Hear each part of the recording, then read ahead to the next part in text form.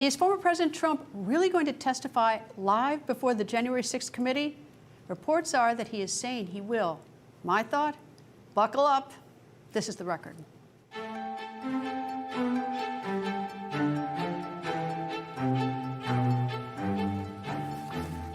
Former President Donald Trump could check yes on the invitation, really a demand. It's a January 6th committee subpoena, sure to be a collector's item 50 years from now.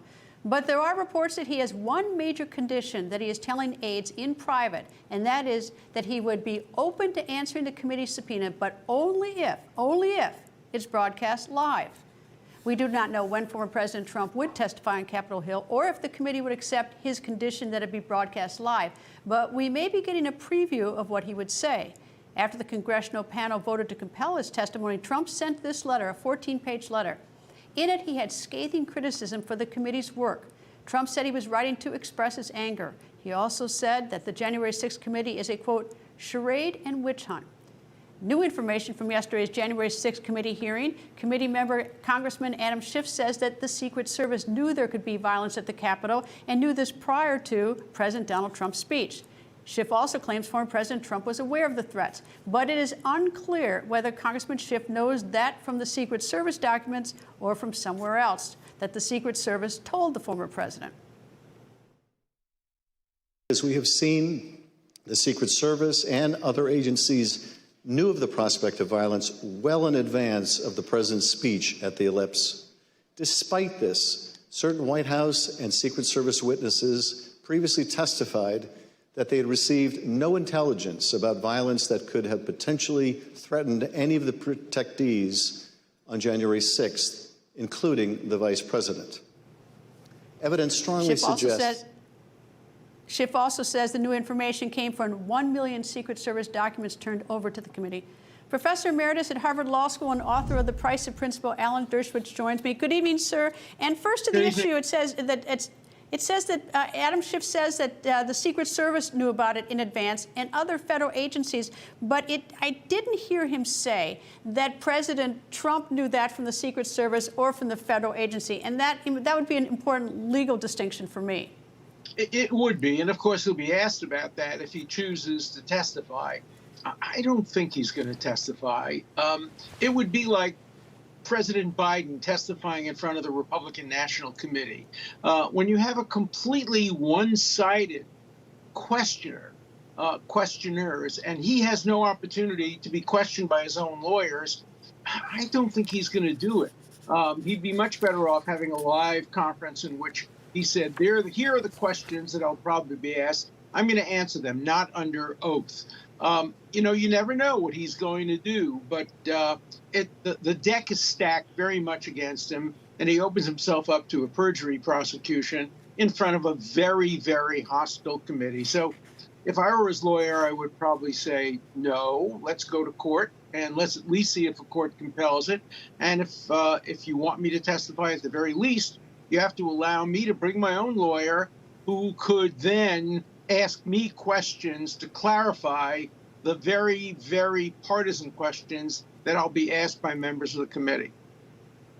All right, if he were my client, I'd say don't testify.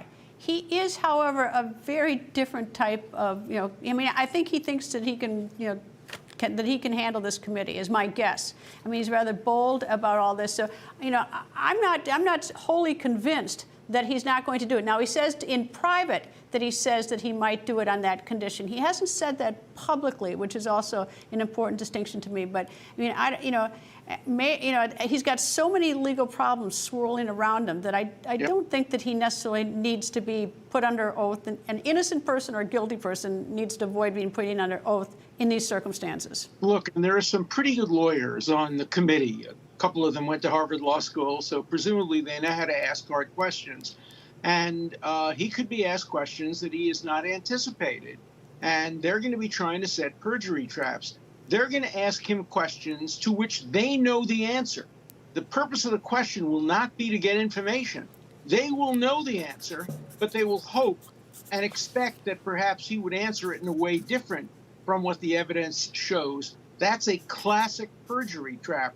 I actually won a case many years ago in which we argued that it's improper for a grand jury to ask a defendant questions when they have the answers already on tape, only to get him to commit perjury. And I think that's true as well of a congressional committee. It would be unconstitutional for them to put him into a perjury trap, but I don't think he's going to be able to count on that. Who knows what an appellate court would decide? Well, wasn't it Martha Stewart who was investigated for insider trading? She was never charged with insider trading, but she was charged with statements that she made 2 months later when the FBI came out to talk to her about it as false statements. You know, they didn't believe her, so they indicted her, and she was convicted. Right, close. What happened is his lawyers, her lawyers, incompetently allowed her to go to the U.S. Attorney's Office and to make a presentation without lawyers, essentially. And she was indicted for lying to prosecutors and lying to the FBI. Again, it seemed to be it was a perjury trap. I eventually did represent Martha Stewart briefly at the very, very, very end in her last appeal.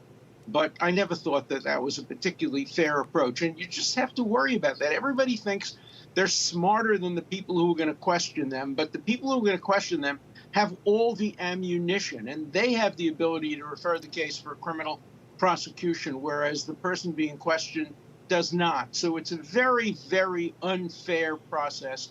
And I think I would agree with your advice that probably he should not testify. But Donald Trump is Donald Trump, and he's going to make his own decision. Boy, he sure is. But boy, it's buckle up if he decides to do that anyway. Professor Dershowitz, thank you, sir.